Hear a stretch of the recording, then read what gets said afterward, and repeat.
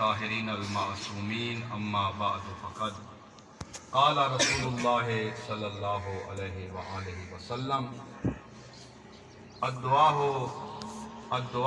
صلاح المومن صلوات۔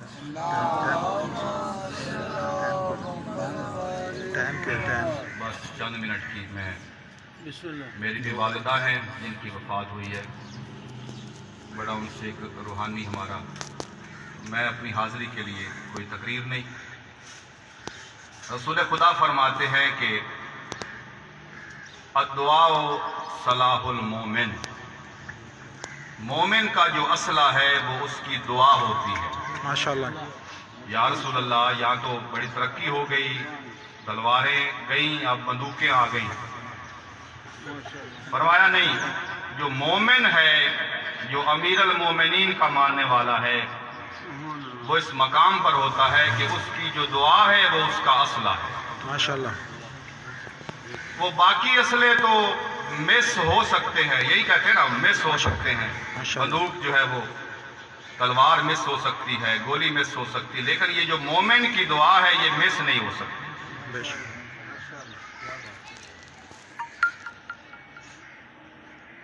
اور فرمایا الدعاء مخ العبادہ، دعا عبادت کا مغز ہے۔ آپ نماز پڑھتے ہیں اور اس کے بعد آپ اٹھ کے چلے جاتے ہیں، پروردگار عالم آپ کی اس نماز کو قبول نہیں کرتا، کہ اتنا عجیب ہے کہ اس نے میری عبادت کی ہے، مجھ سے مانگا نہیں ہے۔ آپ دعا مانگے پھر آپ کی عبادت ہے۔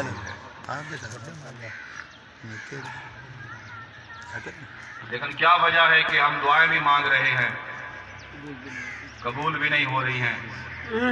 مومن ہونے کا دعویٰ بھی ہے، شیعہ علی ہونے کا دعویٰ بھی ہے، لیکن اکثریت کی دعائیں قبول نہیں ہو رہی۔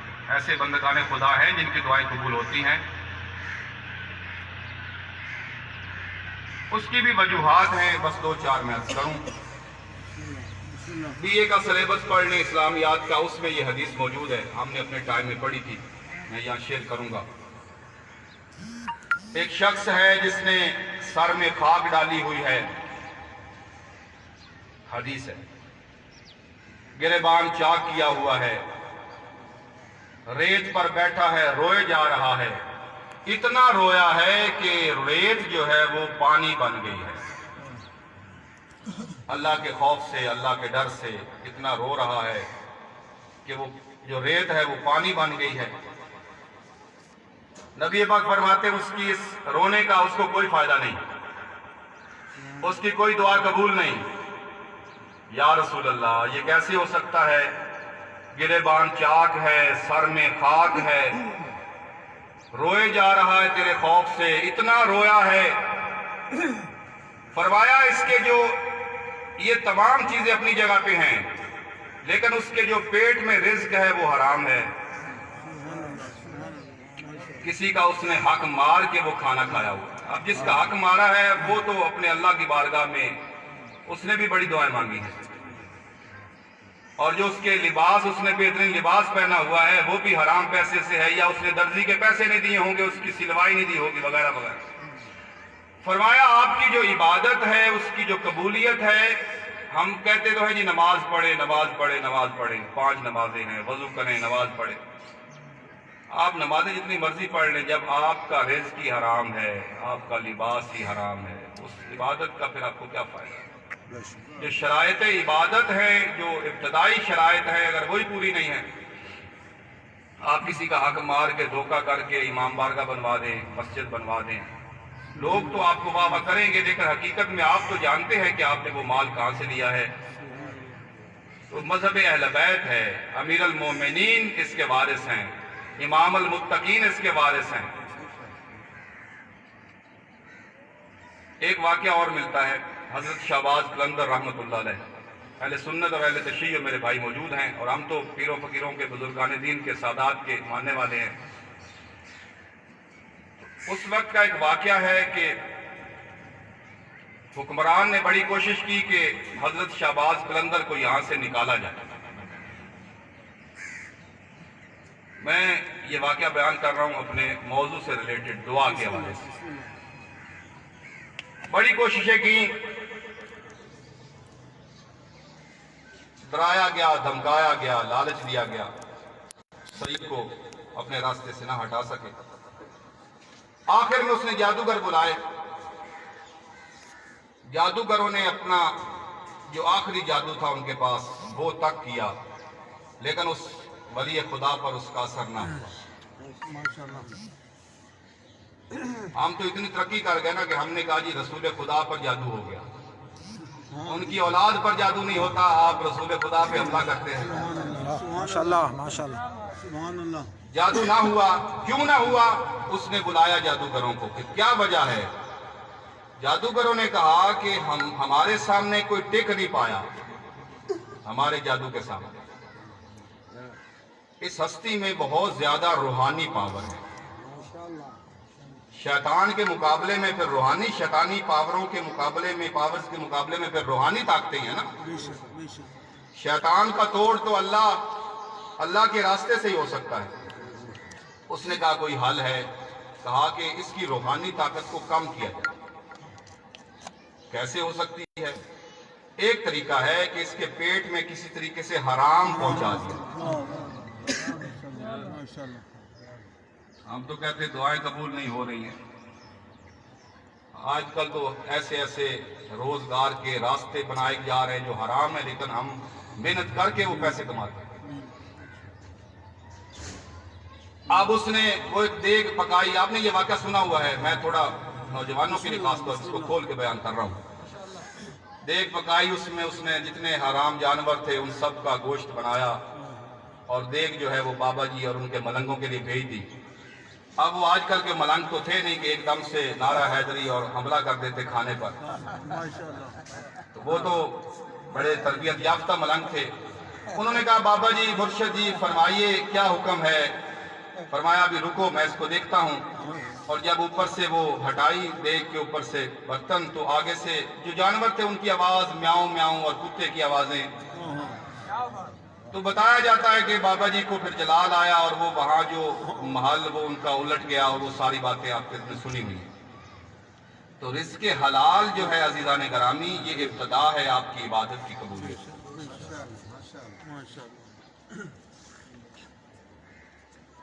रसूल खुदा फरमाते हैं लेकिन 4 मौके ऐसे हैं कि आप अपनी दुआ को मांगे तो आपकी दुआ कबूल हो।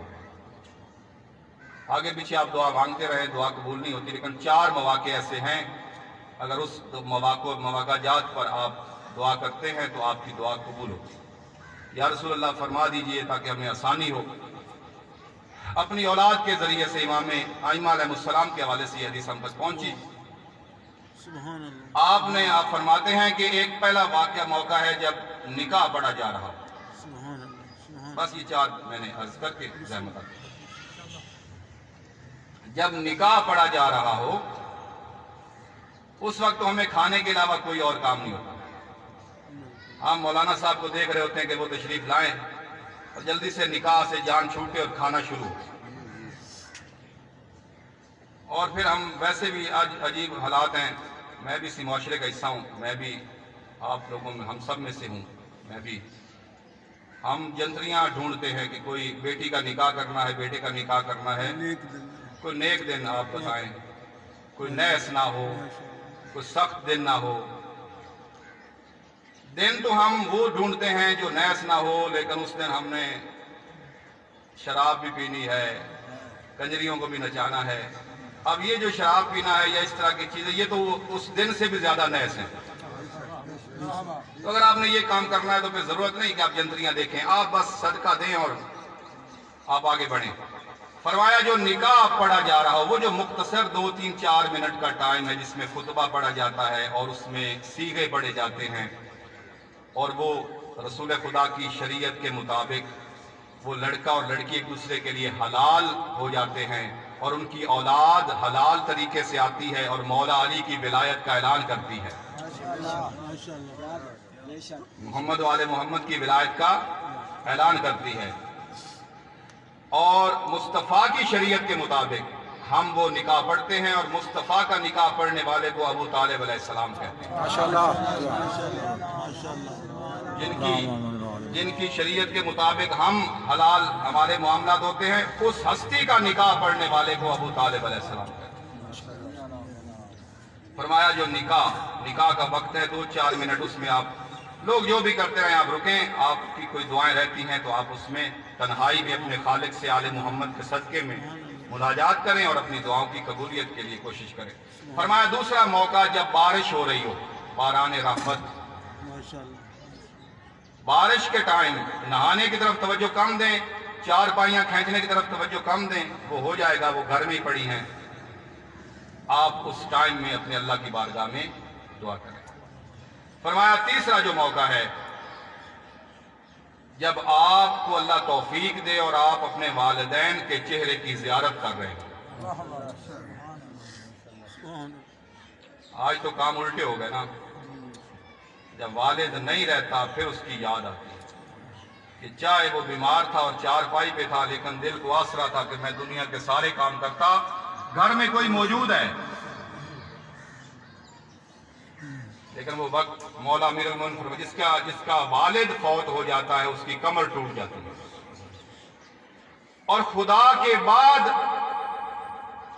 اگر رب کا لفظ کسی کے لیے استعمال کیا گیا تو وہ والدین ہیں۔ رب ارحمہما کما ربیانی صغیرا، رب کہتے ہیں پالنے والے کو، والدین، اور بوڑھے والدین کے بارے میں ہے کہ یہ انبیاء کی طرح ہوتے ہیں، آپ کے گھر میں ان کا مقام انبیاء کی طرح ہے۔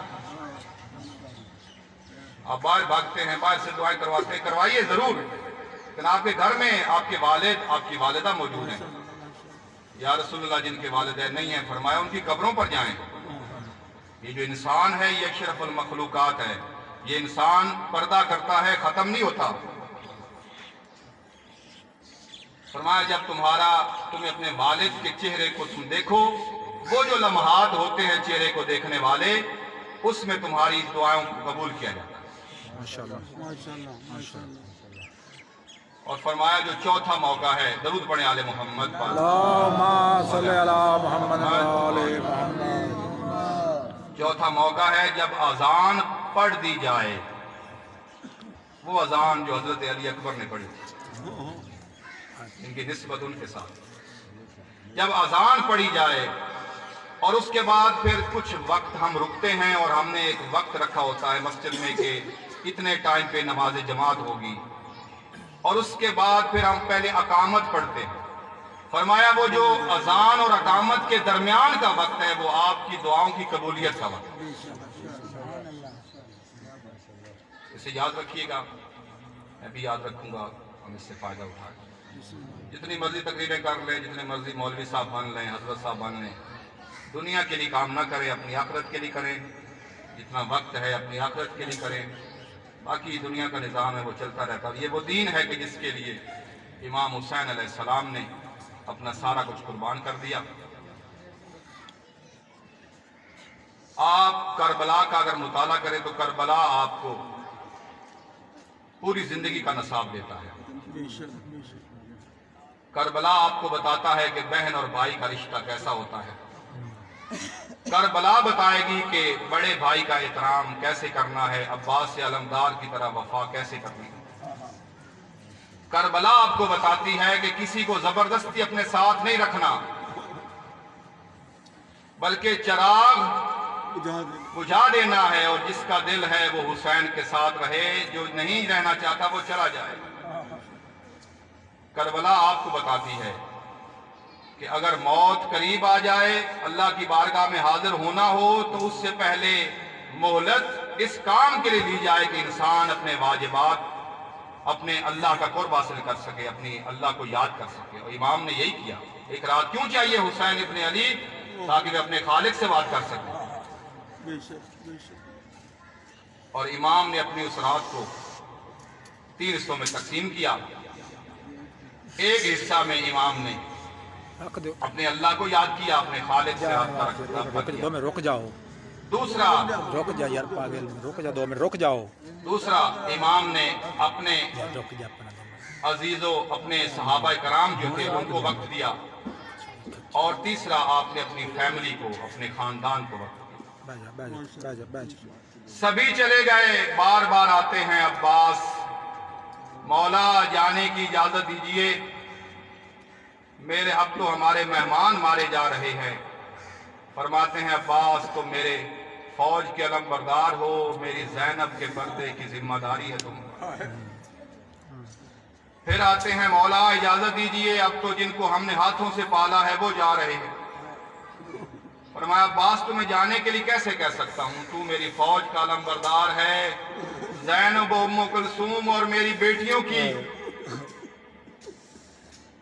पर्दे की जिम्मेदारी तुम पर है।